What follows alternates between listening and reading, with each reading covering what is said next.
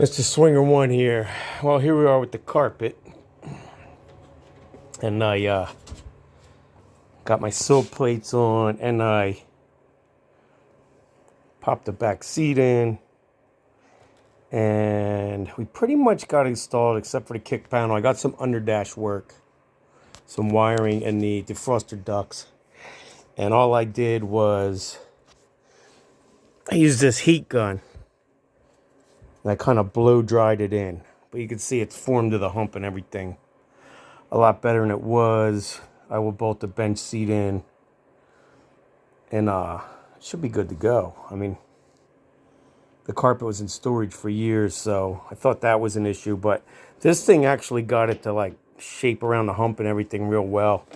And then of course the seat belts will bolt in the middle there, and that'll pull it in tight.